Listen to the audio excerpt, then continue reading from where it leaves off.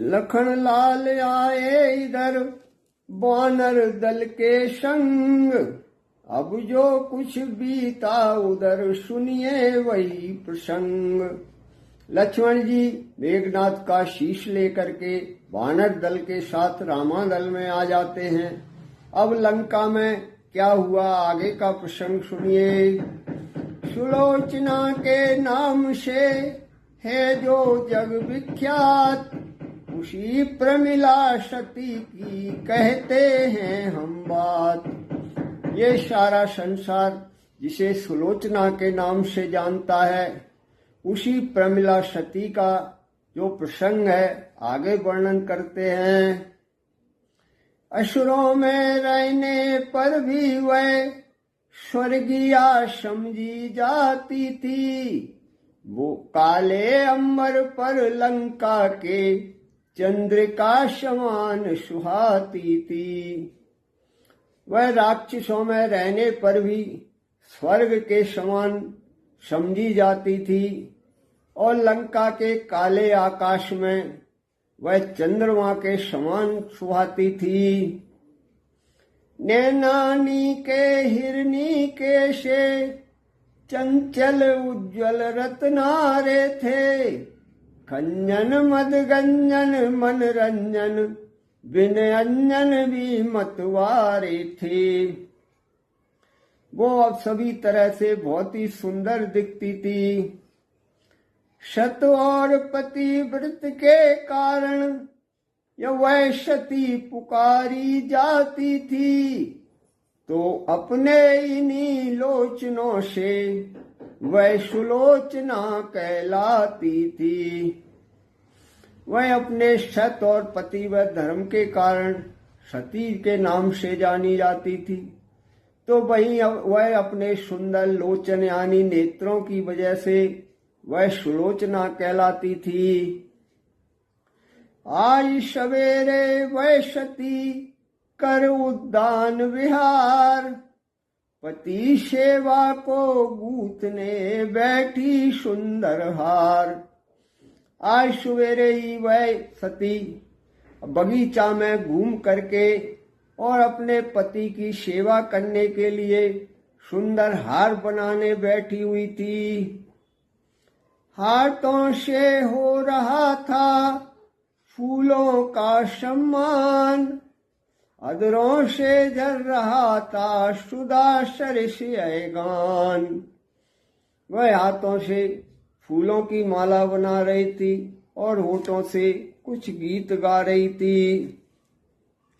इतने में ही वायु का झोंका आया एक, इधर उधर को उड़ चले थे जो फूल अनेक। इतने में ही एक हवा का झोंका आता है और वो सारे फूल इधर उधर को उड़ जाते हैं।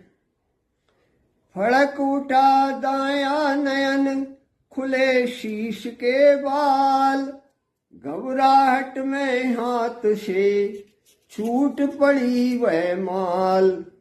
उसका दायां नेत्र फड़कने लगता है और सिर के बाल खुल जाते हैं और घबराहट में वह माला भी हाथ से छूट जाती है।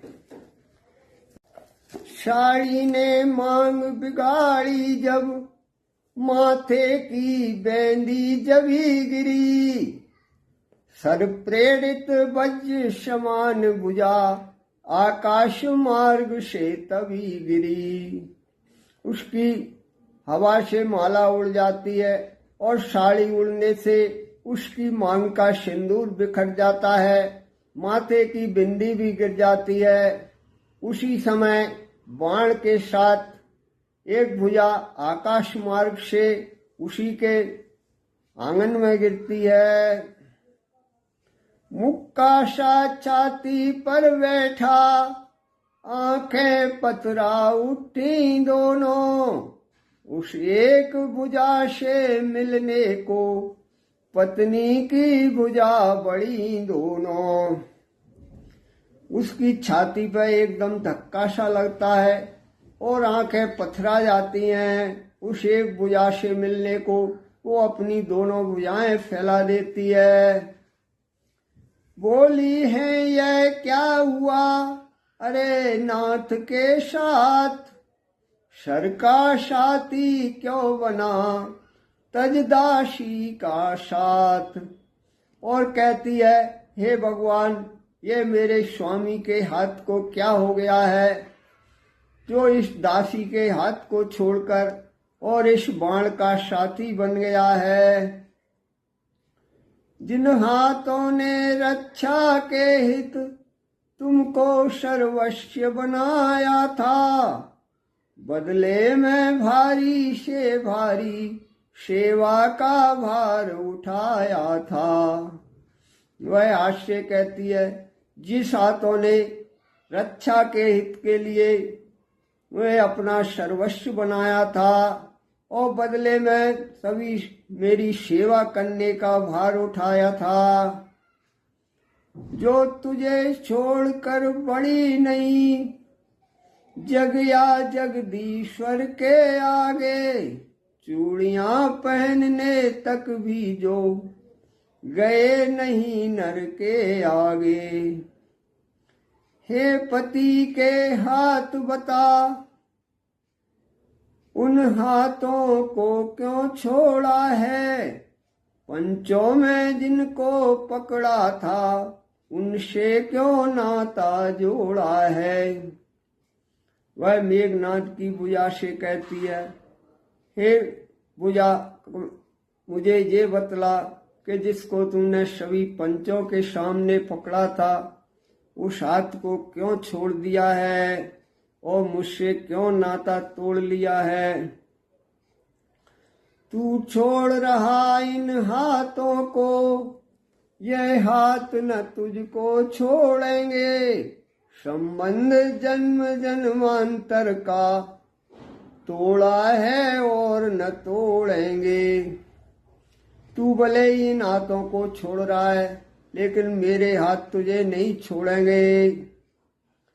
इस दिव्य जगत में नारी की शोभा सारी पति ही से है, यह दुनिया भी पति से ही है, यह दुनिया भी पति ही से है।